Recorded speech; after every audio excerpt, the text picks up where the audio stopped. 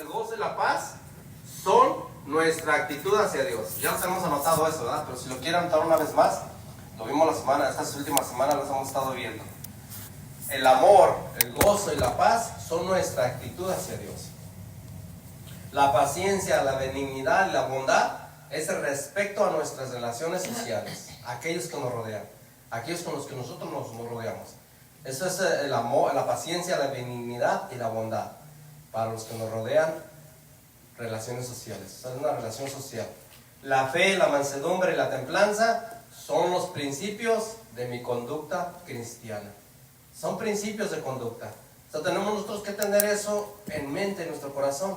¿Por qué? Porque Dios está interesado en que nosotros, como hijos de Dios, tengamos ese carácter para cualquier situación difícil que venga a nuestras vidas. Vamos a ver la templanza en este día tan hermoso. El estoísmo, yo encontré en el estoísmo, dije, ¿qué palabra es ese estoísmo? Estaba viendo la enseñanza de la templanza, pues una idea de la templanza en los diccionarios. Pero encontré en un diccionario secular, una página secular, el estoísmo es una escuela filosófica fundada por Zenón de Sitio en Atenas, 300 años antes de Cristo. Este hombre vivió en Grecia, él era un griego y él era un filósofo. Es una filosofía de ética personal, o sea, es la filosofía de ética personal, pero tiene mucho sentido. Porque mire lo que encontré yo. Ahorita vamos a ver lo que Cristo dice, lo que nuestro Dios dice a través de la templanza, referente a la templanza. Pero mire lo que encontré yo, 7 pasos para tener templanza, según este filósofo. Algo similar a la palabra de Dios, algo que la gente en aquel tiempo ya tenían, el sentido común ya lo usaban. Y es algo que nosotros lo necesitamos, ya desde antaño, desde siglos pasados, ya venían estas situaciones difíciles que vivimos cada día nosotros los seres humanos. Mire, autodisciplina emocional. Aquí habla de la templanza. ¿Cómo tiene que ser uno la templanza? La definición de la templanza. Alimentación consciente. Dice aquí número 1. Tienes que tener una alimentación consciente para que tengas una templanza en tu vida. Fíjese, cuando hay una alimentación consciente en el ser humano, sabe que su estómago, ¿cómo se le llama ese? Intestinos. Toda la parte del estómago, son templados, son templaditos. ¿Por qué? Porque está teniendo una alimentación sana. Antes de comer, toma dice aquí un tiempo de 30 segundos para agradecer. Y come lentamente, dice, fíjese la filosofía de este hombre, come lentamente, piensa en lo que estás comiendo, piensa si te está nutriendo esa comida. Así de fácil. O sea, es algo que es una alimentación que está siendo sana para tu vida. La pregunta es esa. O es una alimentación que no te está edificando. O sea, ya la compraste, ya pagaste 12, 15 dólares por ese platillo que vamos a comer. Bueno, ya lo compramos, ya no lo comamos, pero ¿será saludable para comerlo una vez más? Yo creo que no. Bueno, si está rico, está bueno, lo vuelvo a comprar, lo vuelvo a comer. Pero si no, pensemos en eso. Ahí está algo bien importante. Aquí dice que nosotros nos volvamos más conscientes de nuestra alimentación. O sea, tengamos conciencia de lo que estamos comiendo, porque fíjese, Jesucristo dijo, de la abundancia del corazón, habla la boca. O sea, si nosotros estamos leyendo puros libros filosóficos, porque no creo que yo me dedico a leer puros libros filosóficos, no, leo la palabra de Dios, pero a veces, de vez en cuando, pues para sacar una idea, me voy y veo a personas que tienen algunos escritos sabios. Pero aquí veo que no vamos a tener nosotros alimentarnos de cosas que no edifican nuestra vida, a nuestra mente, ¿verdad? Como los mexicanos muchas de las veces nos alimentamos. En aquel tiempo, cuando estaba yo en México, pues miraba que no leía la Biblia, no tenía conocimiento de la palabra de Dios. Había un libro que se llamaba Calimán y otro que se llamaba Memín Pingüín. Y así, libros no eran tan muy groseros. Eran libros de risa, de chistes. Pero muchas de las veces la gente, hoy en día, ya están adultos como yo, ya grandes, y todavía siguen viendo el libro de Calimán y el libro de Memín Pingüín. Nos quedamos allá en la época de las cavernas, como dice a veces mi esposa. Pero ¿qué es lo que sucede? No nos estamos alimentando de algo sólido que nos edifica. Entonces lo que nos edifica es la palabra de Dios, y eso dice la palabra de Dios, que no solo de pan vivirá el hombre, dice el Señor Jesucristo en el capítulo 4 de Mateo, sino de toda palabra que sale de la boca de Dios. Ese es el alimento sólido que necesitamos. Es una persona verdaderamente templada. Pero aquí nos está hablando este filósofo que tenemos que tener la alimentación sana para nuestras vidas. Eso es algo que hace mucho sentido. Ahora, la número 2, para ser una persona templada, según él, prudencia financiera. Mire qué sabiduría de este hombre filósofo de Atenas. Dice, ten prudencia en las finanzas, ten cuidado con tus finanzas, no gastes impulsivamente. Dice aquí, a veces nos vemos atrapados en compras innecesarias y afectan nuestra vida y a los que nos rodean. O sea, no vayamos a la tienda y por bonito que esté, por muy pintoresco que se vea, no lo compres. Son 99 centavos, a veces nos lo dan a 99, ya no hay menos de $1. Ya de porque 99 más el tax, ya te lo dan a 1 y algo. Pero si lo compramos, decimos, bueno, se ve muy bonito. Si lo necesitas, fíjese lo que dice esta persona. Dice que duremos 24 horas para pensarlo.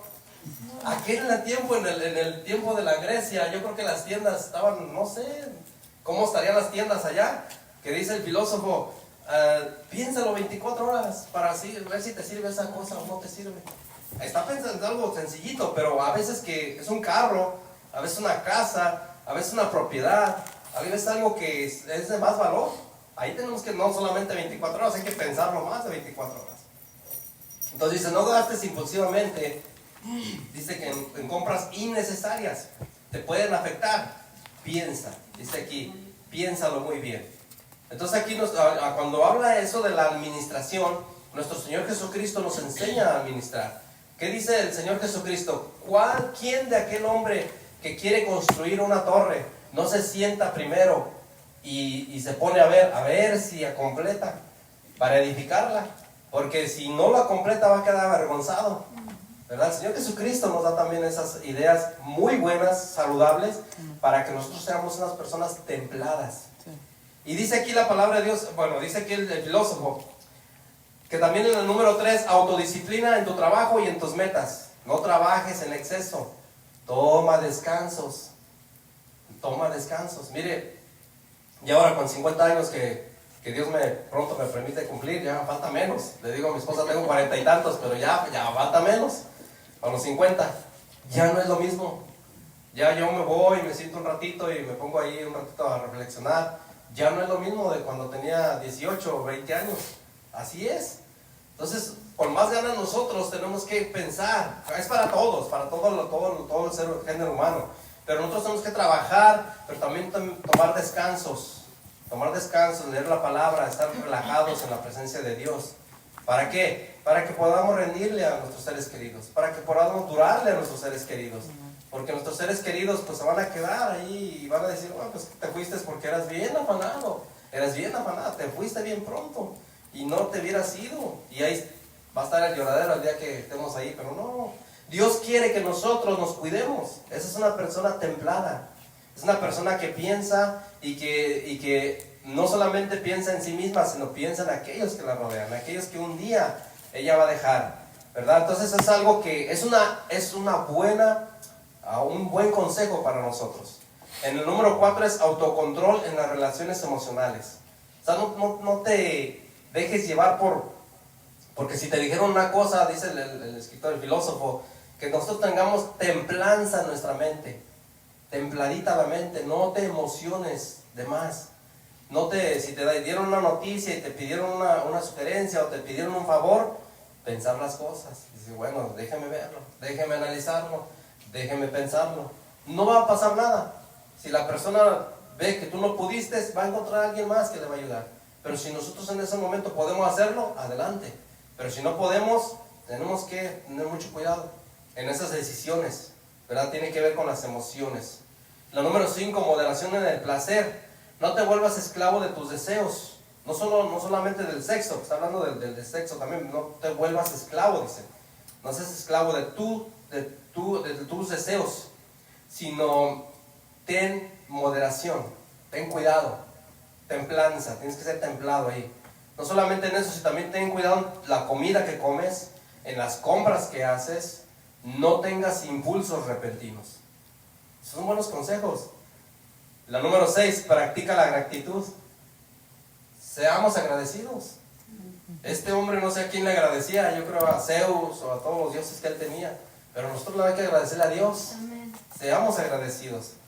La número 7, toma decisiones éticas, que quiere decir moderadas en tu diario de vivir. Son buenos consejos. Y él dijo, nadie es libre si no es dueño de sí mismo. Fíjense cómo este hombre pensaba, nadie es libre, todos somos dueños de nosotros mismos. Ahora nuestro Dios dice, tú tienes libre albedrío, tú decides, ¿verdad? Lo que dice nuestro Dios, que nosotros tenemos libre albedrío, decidimos qué hacer o qué no hacer con nuestra vida, porque muchas de las veces, bueno, si están pequeñitos sus hijos, ahí sí tenemos nosotros que corregirles, pero si su hijo o su hija ya está grande, también tenemos que darles consejos, porque somos sus padres, pero las decisiones tienen que ser tomadas conforme a la voluntad de Dios, no nada más así. Vamos a ver un ejemplo bien hermoso que encontré yo de templanza, pero antes de eso, de ver ese ejemplo, déjeme decirle que templanza en el diccionario bíblico, ahora voy a decirle el diccionario bíblico, porque esto es un filósofo que escribió esto con mucho sentido para nosotros, y es bueno, pero templanza en el diccionario dice templanza, moderación, sobriedad, continencia. Son tres significados. Templanza en el griego es sophorsune, que significa, y también el número 1 sophorsune, y el número 2 ekrateia. Bueno, son palabras muy complicadas en el griego, pero en pocas palabras esto significa autocontrol y autodisciplina. Fue lo que vimos en este momento con este filósofo. Autocontrol y autodisciplina. Y vemos que es cordura, moderación, la templanza es moderación, número 1, que significa cordura, sensatez, y en estas palabras son las palabras que Dios le dio. Bueno, esta templanza, esta virtud se la dio y nos la puede dar a nosotros, y nosotros la podemos tener, cómo no, pero se la dio a José, un hombre templado. Y vamos a ver en Génesis 41, 33, a este hombre que Dios le dio esa templanza. Fue recomendado por un hombre en el palacio. Fíjese la historia de este hombre, de este joven. Dice la palabra de Dios en el Génesis capítulo 41, verso 33. Ya vimos la definición de templanza, pero vamos a ir viéndola aquí con calma y viendo cómo la historia de José, cómo nos va a impactar a nosotros. Dice la palabra del Señor: por tanto, provéase ahora Faraón de un varón prudente y sabio, y póngalo sobre la tierra de Egipto. O sea, Faraón necesitaba a alguien prudente, alguien sabio, alguien que tuviera la moderación, la sobriedad, la cordura, la sensatez. Eso es lo que estaba buscando Faraón. ¿Para qué? Aquí vemos. Fíjese lo que dice. José le está interpretando el sueño a Faraón. Este es el contexto de esta historia. José le interpreta el sueño a Faraón y le sugiere José: haga esto Faraón y ponga gobernadores sobre el país, y quiten la tierra de Egipto, y quinte la tierra de Egipto en los 7 años de la abundancia. Dice, y junten toda la provisión de estos buenos años que vienen, y recojan el trigo bajo la mano de Faraón para mantenimiento de las ciudades, y guárdenlo, y esté aquella provisión en depósito para el país, para los 7 años de hambre que habrá en la tierra de Egipto, y el país no perecerá de hambre.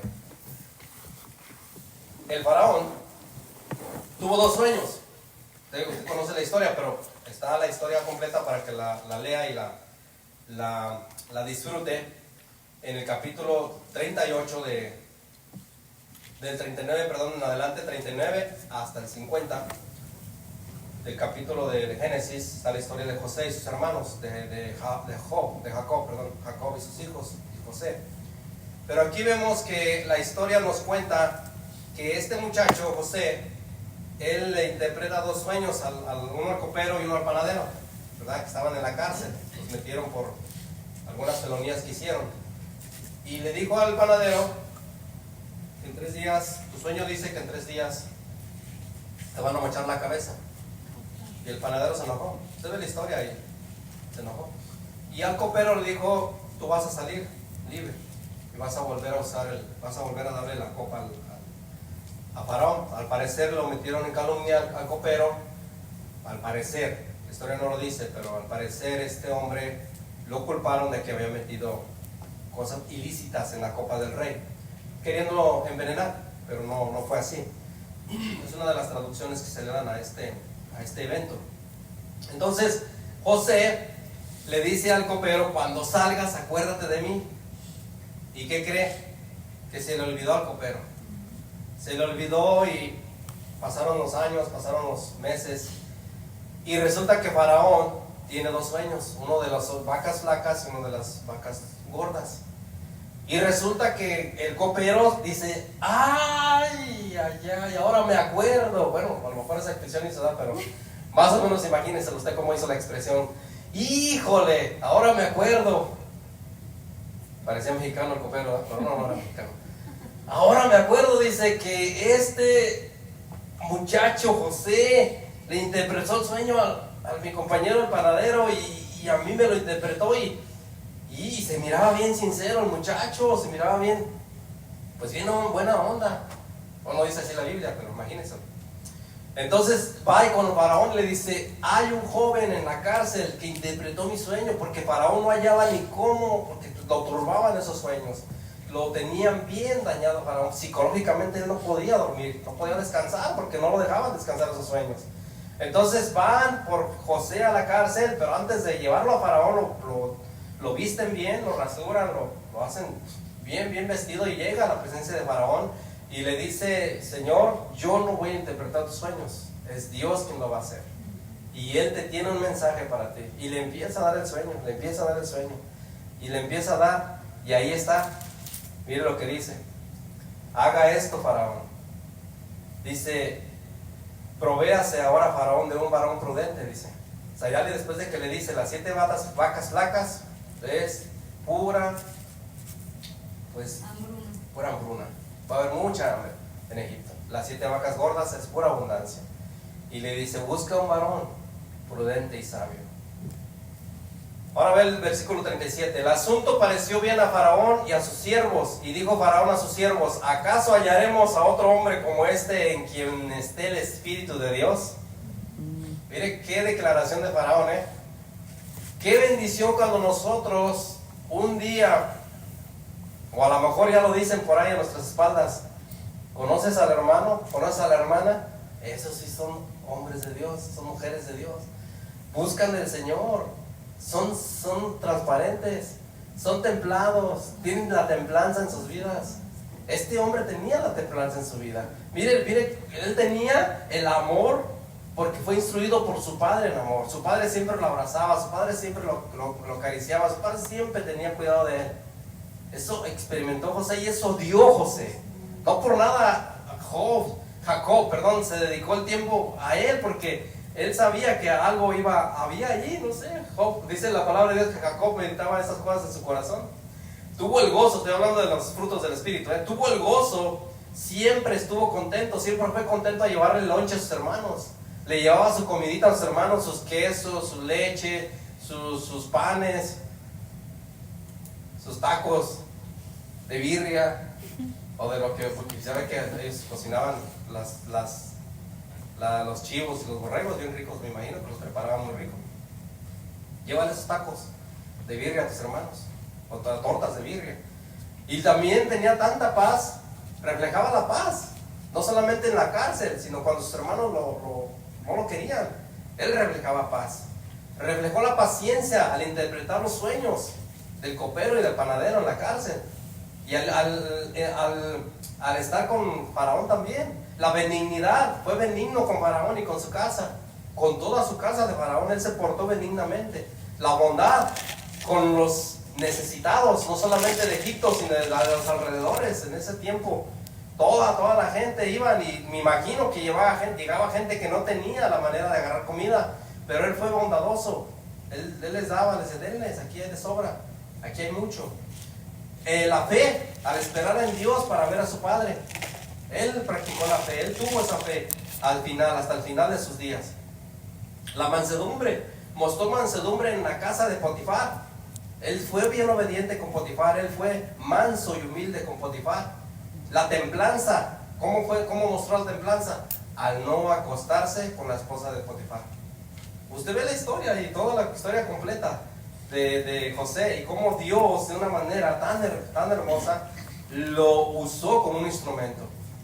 Y a cada uno de nosotros también nos puede usar Dios. ¿Por qué? Porque también nos dio ¿cómo se puede decir? Esa gracia de parte de Dios a nuestras vidas, que podemos tener la templanza cuando nosotros vamos delante de la presencia de Dios humillados. Ante la presencia de Dios vamos y nos humillamos delante de Él y decimos: Señor, yo no tengo esa templanza, yo quiero esa templanza en mi vida. Yo quiero que cuando venga la situación difícil tenga cordura, tenga sensatez en mi vida, tenga prudencia en mi vida. Este fue un hombre prudente, un hombre que usó de esa prudencia. Un hombre que nosotros, cuando vemos la historia de José, vemos las cualidades completas, ahora sí que las 9 virtudes ahí en este muchacho. Y sin duda alguna lo vamos a ver en el cielo, cada uno de nosotros. Cuando lleguemos al cielo, le vamos a decir: ¿qué hubo, José? ¿Cómo estás? Escuché mucho de ti, oí muchas predicaciones de ti, y vieras qué bonito me impactaron. Yo les decía a mi esposa, estábamos oyendo un canto bien bonito ayer, que la primera vez que lo escuché me hizo llorar, porque en realidad habla del sacrificio de Cristo. Fue recién convertido yo, y cuando escuché la primera vez la predicación de José, que empecé a ver su historia, yo lloré juntamente con ellos ahí con estos jóvenes, los hijos, los hermanos de él, cuando los abrazó. Porque usted lee la historia de José y se profundiza en esa historia, y es una historia de gran bendición, porque son las 9 virtudes que usted ve ahí en este joven. Y qué bendición que nosotros tengamos esas 9 virtudes. ¿Por qué? Porque es importante para nuestro diario vivir. Ahora, la número 2, que significa templanza, es la sobriedad. La sobriedad es importante. Cuando nosotros tenemos sobriedad en nosotros, la sobriedad significa la prudencia, la serenidad de nosotros, la seriedad, la sencillez, la formalidad. Ser sencillos, serenos, prudentes, formalidad en nuestras vidas, seriedad. Tenemos que ver seriedad en nuestras vidas. Siempre tenemos que tomar las cosas en serio cuando se trata de tomarlas en serio. Y de vez en cuando vacilar, sí, porque somos seres humanos. También podemos hacer chistes sanos en nuestras vidas. Podemos vivir una vida no amargada, porque eso significa que nosotros tenemos que ser nosotros libres, no amargarnos. Mire 1 Samuel capítulo 16-18.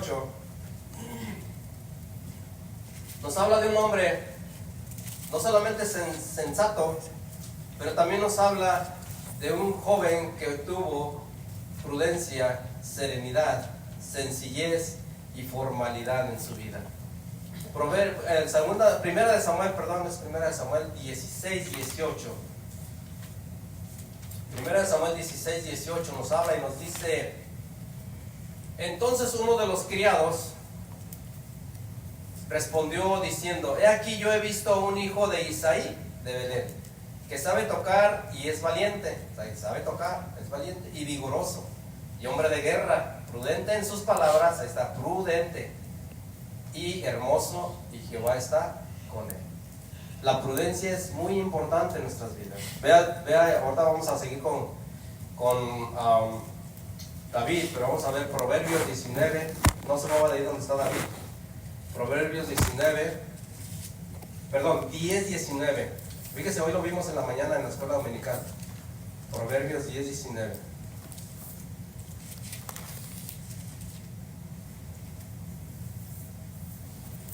Fíjese que estaba viendo el comentario salió que Salomón escribió Proverbios, y estaba viendo por qué Salomón tuvo tantas mujeres.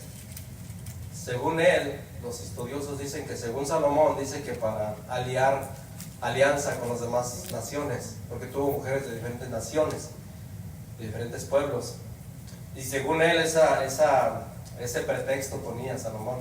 Bueno, según los estudiosos, ¿no? los que estudian, los teólogos que estudian la palabra de Dios profundamente.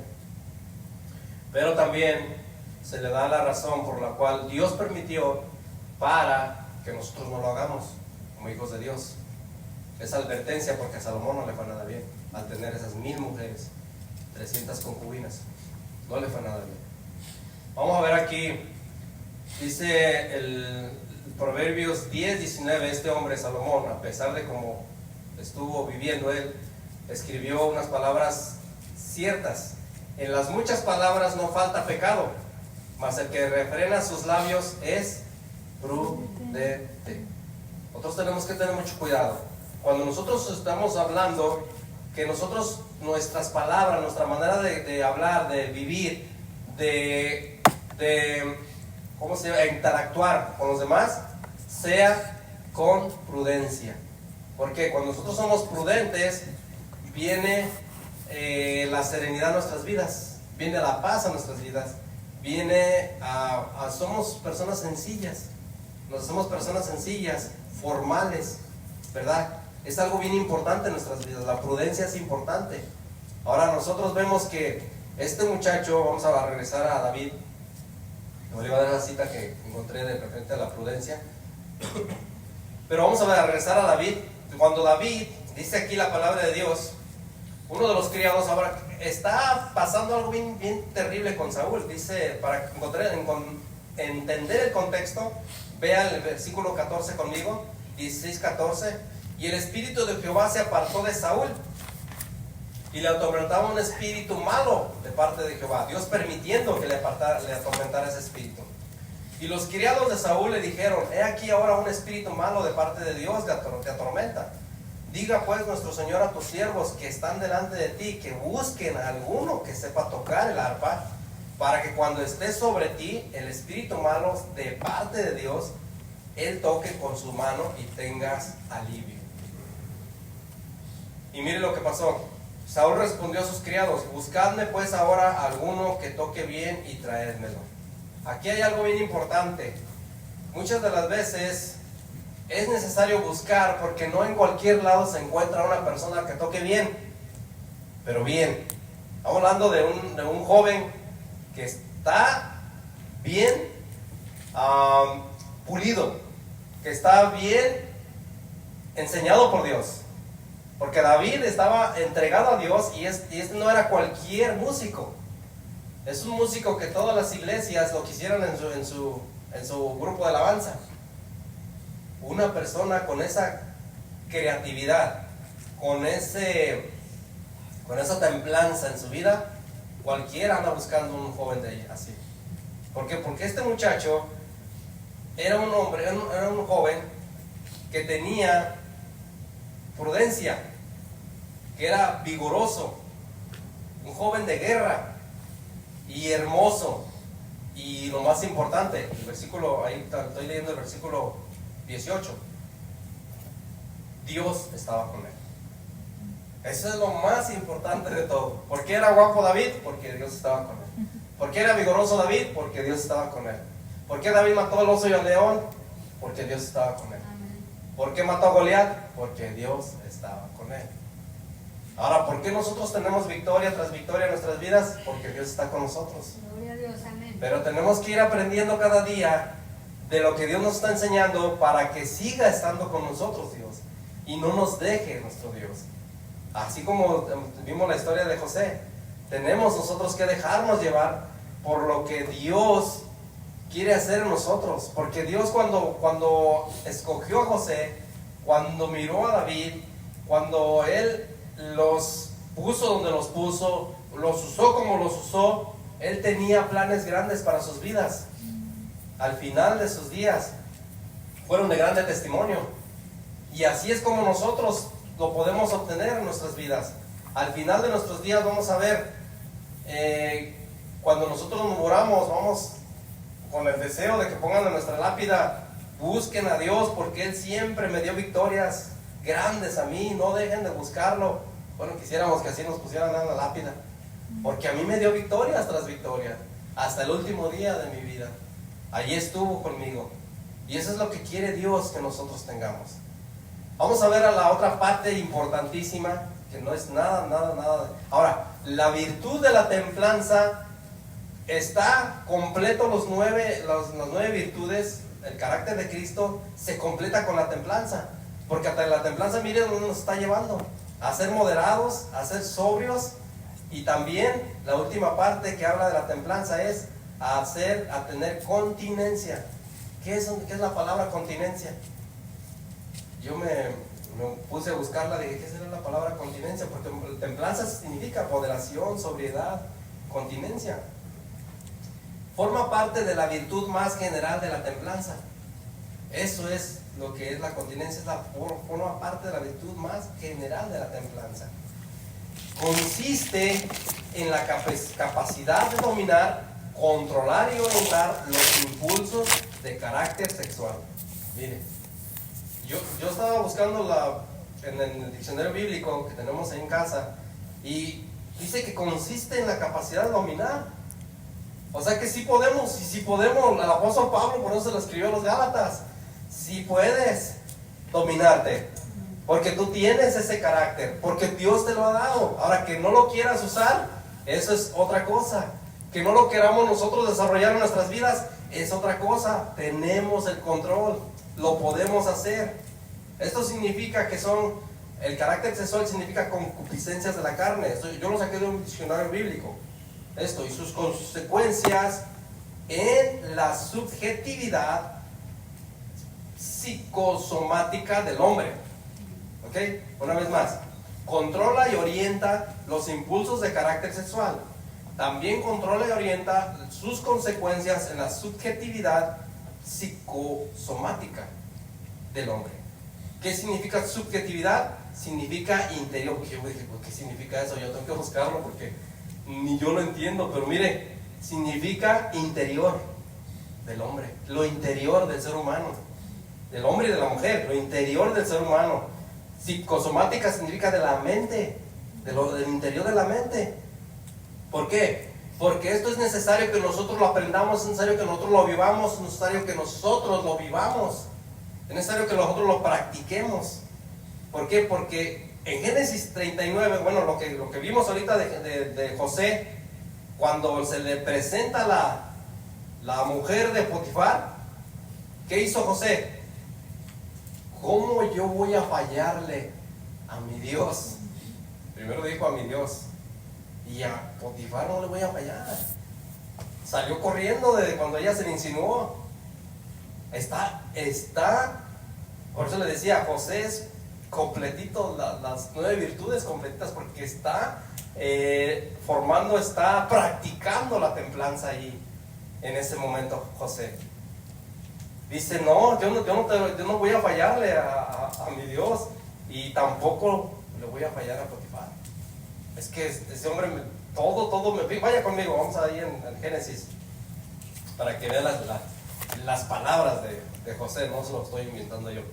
Dice en el capítulo 39, esto en el 39: llevado pues José a Egipto, Potifar, oficial de Faraón, capitán de la guardia, mire, es un hombre de alta alcurnia, de un hombre de alto rango, varón egipcio, lo compró de los ismaelitas. ¿Usted cree que los ismaelitas lo compraron por 20 piezas de plata? ¿Usted cree que lo vendieron en 20 piezas de plata? Y mucho menos a un hombre importante de Egipto.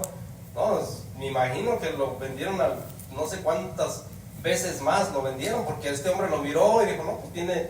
Porque en aquel tiempo le checaban los dientes, le checaban los ojos, le checaban todo lo checaban al esclavo. Decían, si está bueno, le damos una buena cantidad. Si no está bueno, pues aunque sea para barrer sirve, pero llévenselo, aunque sea algo que le damos al que lo está vendiendo. Entonces este hombre lo compra y lo lleva a su casa. Dice, mas Jehová estaba con José, y fue varón próspero, y estaba en la casa de su amo el egipcio. Ahí estaba él, bien humilde. Y vio su amo que Jehová estaba con él. Fíjese cómo ¿Cómo es tan hermoso cómo que la historia tan hermosa? ¿Cómo es que la demás gente se fija? Sí se fijan. Dice mi esposa, son bien fisgones. Sí, son bien fisgones. La gente son fisgones. Sí se fijan los vecinos. Acuérdese, cuando vaya usted allá afuera, donde quiera que vaya, en el mercado, en la escuela, en el trabajo, la gente ve. Y nosotros también vemos, pero cuando nosotros tenemos el temor de Dios, vemos que pues sí o sí tenemos que dar testimonio de un Dios vivo y verdadero. ¿Por qué? Porque es necesario. ¿Para qué? Para que la gloria de Dios se manifieste, para que el nombre de Dios sea glorificado. Y vio su amo que Jehová estaba con él, y que todo lo que él hacía, Jehová lo hacía prosperar en su mano. La pena capital para una persona que cometía ese tipo de cosas que cometió según la esposa de José, era la muerte. Era la muerte. Pero mire lo que le salvó a José, que el amo de José miraba cómo José se comportaba, y hacía yo José gracia en sus ojos, y le servía, y él le hizo mayordomo de su casa. O sea, lo puso en alto rango. Le dijo, tú vas a ser el mayordomo, aquí vas a ser el que manda a todos. Y entregó en su poder todo lo que tenía. Y aconteció que desde cuando le dio el cargo de su casa y de todo lo que tenía, Jehová bendijo la casa del egipcio a causa de José. Y la bendición de Jehová estaba sobre todo lo que tenía, así en casa como en el campo. Mire qué bendición, de veras. Y dejó todo lo que tenía en mano de José, y con él no se preocupaba de cosa alguna, sino del pan que comía. Y aquí dice, era José de hermoso semblante y de bella presencia. Está todo lo que nosotros somos. Cuando obedecemos a Dios, cuando somos obedientes a Dios, hay hermosura en nuestras vidas. Hay hermosura en la juventud. Hay hermosura en cada uno de los hijos de Dios. Pero, ahí viene el pero. Aconteció después de esto que la mujer de su amo puso sus ojos en José y dijo, duerme conmigo. ¿Usted cree que no la conocía Potifar, esta mujer? Yo creo que sí la conocía. Por eso no le dio la pena capital a este hombre, a José. Por eso nada más lo mandó a la cárcel. Dijo, te vas a ir a la cárcel y que Dios te ayude ahí. Después de esto que la mujer de su amo puso sus ojos en José y dijo, duerme conmigo, él no quiso.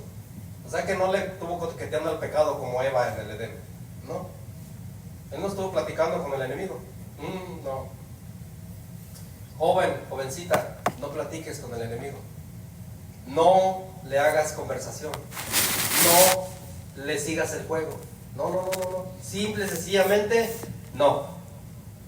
Y dijo a la mujer de su amo, he aquí que mi señor no se preocupa conmigo de lo que hay en casa, y ha puesto en mi mano todo lo que tiene. Primero le dijo que no, y después le dio la explicación. José era un joven educado. José, su papá lo educó bien educado. Le dijo las razones por las cuales no. Y le dijo, no hay otro mayor que yo en esta casa, y ninguna cosa me ha reservado sino a ti, por cuanto tú eres su mujer. ¿Cómo pues haría yo este grande mal y pecaría contra Dios? O sea, no le está diciendo contra Potifar, le está diciendo contra Dios. Y no hay otro, dice aquí, en el versículo 10 estoy. Y ella no deja, el enemigo no va a dejar, el enemigo no va a parar. Mire el versículo 10.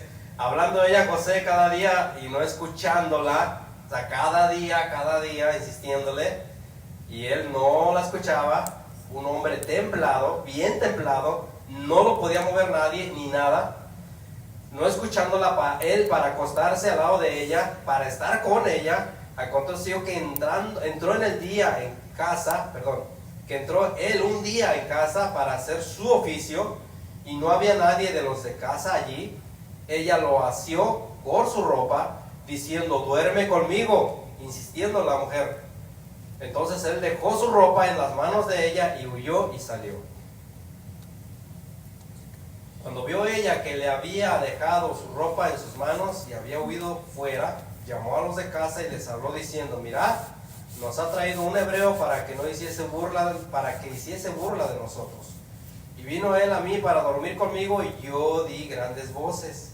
Y viendo que yo alzaba la voz y gritaba, dejó junto a mí su ropa y huyó y salió. Esas son las mentiras del enemigo. Y ella puso junto a sí la ropa de José hasta que vino su señor a su casa. Entonces le habló ella las mismas palabras, diciendo: el siervo hebreo que nos trajiste vino a mí para deshonrarme.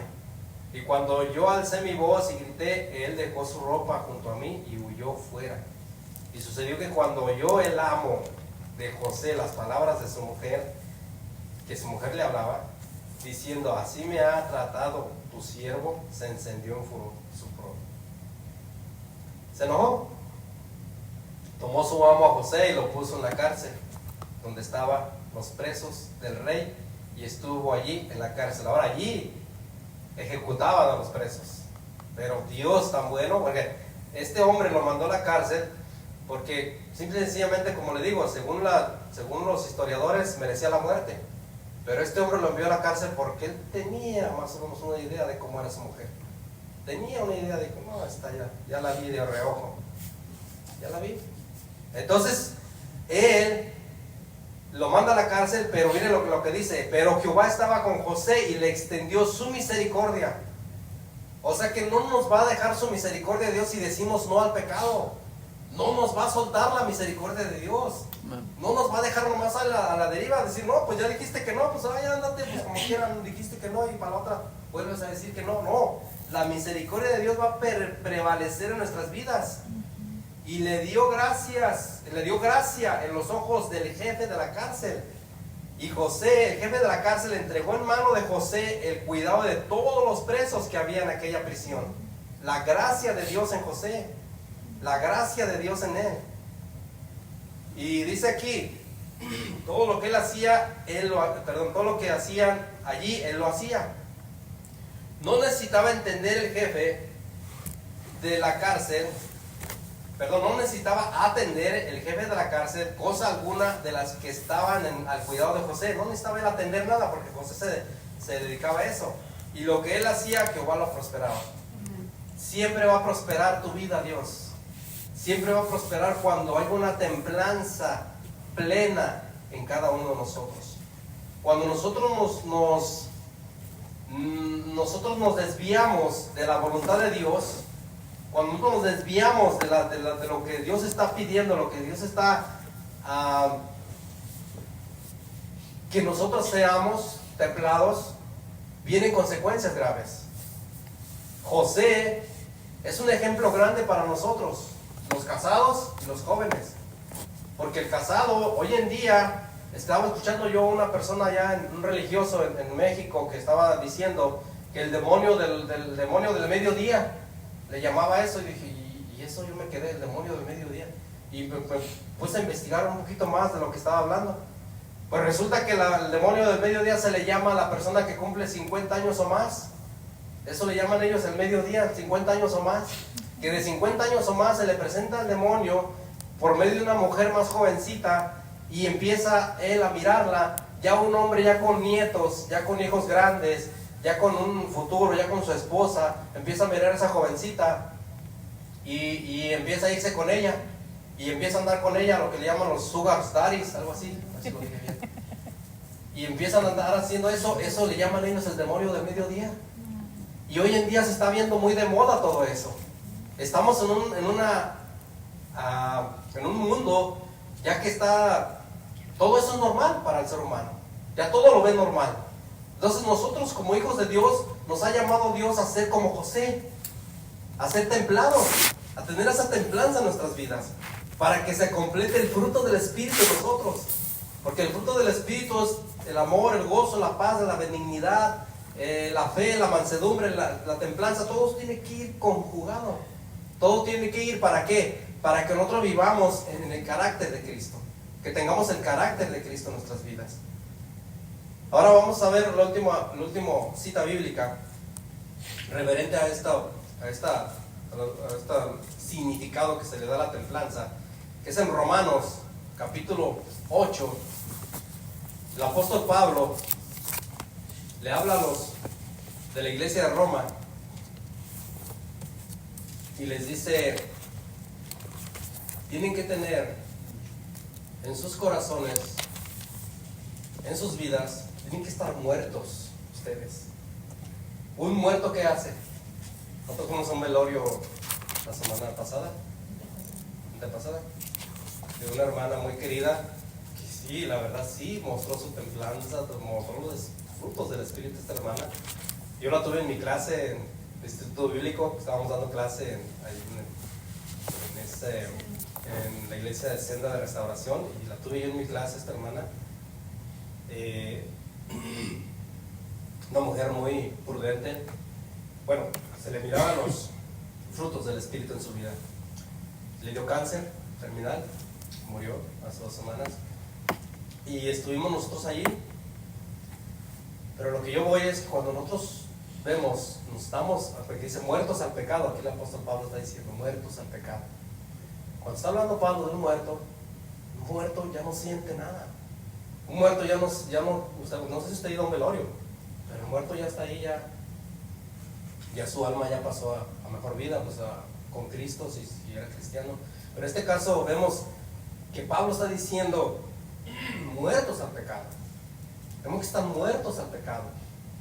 ¿Por qué? Porque si nosotros estamos muertos al pecado, vamos a vivir una vida templada, una vida de templanza. Fíjate, el capítulo 8 de Romanos dice muertos al pecado, y también dice el versículo 8, el capítulo 8 nos dice viviendo en el Espíritu. Desde el capítulo 6 comienza todo este diálogo que está dando el apóstol Pablo, pero solo voy a leer unos versículos. Dice la palabra del Señor: ahora pues, dice el apóstol Pablo, ninguna condenación hay para los que están en Cristo Jesús. No hay ninguna condenación para nosotros. Pero dice aquí, los que no andan conforme a la carne, sino conforme al Espíritu. Porque la ley del Espíritu de vida en Cristo Jesús me ha librado de la ley del pecado y de la muerte. Porque lo que era imposible para la ley, por cuanto era débil, por la carne, Dios, enviando a su Hijo en semejanza de carne, de pecado, a causa del pecado, condenó al pecado en la carne, para que la justicia de la ley se cumpliese en nosotros, que no andamos conforme a la carne, sino conforme al Espíritu. Y eso vimos en Gálatas 5:22. Porque los que son de la carne piensan en las cosas de la carne, pero los que son del Espíritu en las cosas del Espíritu. Porque el ocuparse de la carne es muerte, pero el ocuparse del Espíritu es vida y paz. Mire, esto es lo que pasa. Hasta ahí no vamos a dejar, porque esto es para una serie completa todo esto, pero lo vamos a dejar con calma. Pero mire, cuando nosotros nos ocupamos del Espíritu, tenemos la paz de Dios en nuestras vidas. Cuando nos ocupamos de la carne, no hay paz. Estaba viendo hoy el ejemplo, les di el ejemplo hoy en la mañana a mis hermanos en la escuela dominical, de las hormiguitas negras y las hormiguitas rojas. Que nosotros estamos tranquilos, ¿verdad? Estamos tranquilos en nuestra vida espiritual. Vamos caminando tranquilos, bien tranquilos, cada uno de nosotros. Pero a veces llega alguien y mueve el hormiguero, pero para que me entienda eso se lo voy a explicar mejor. La hormiga rojita está en un frasquito con sus hormiguitas rojitas. La hormiguita negrita está en el mismo frasco, pero con sus hormiguitas negritas, cada una en su lugar. Y si usted se da cuenta, cuando va a lo que es ¿cómo se le llama? El origen de estos animalitos. Estos animalitos, pues cuando andan ellos por su cuenta, pues no pasa nada. Pero cuando ellos se revuelven entre ellos, en lugar de ser amigables, se pelean, se matan. Entonces, este hombre puso las hormigas rojas en el frasquito y las hormigas negras juntas, y empezó a revolver ese frasco demasiado así. Mucho lo revolvió, puso otra vez el frasco. ¿Y qué cree que vio? Que resultó las hormigas rojas y las negras matándose unas a otras. Nosotros como hijos de Dios vamos caminando en nuestra vida bien a gusto. Nosotros vamos cantándole a Dios: te alabaré, te bendeciré, Señor, y no hay Dios tan grande como tú, y Yahweh, y estamos cantándole a Dios bien a gusto, bien contentos. ¿verdad? Y no tenemos intención, según nosotros, nuestra vida, pero llega el enemigo y mueve de repente vemos una situación difícil y en nuestra vida, ¿qué vemos?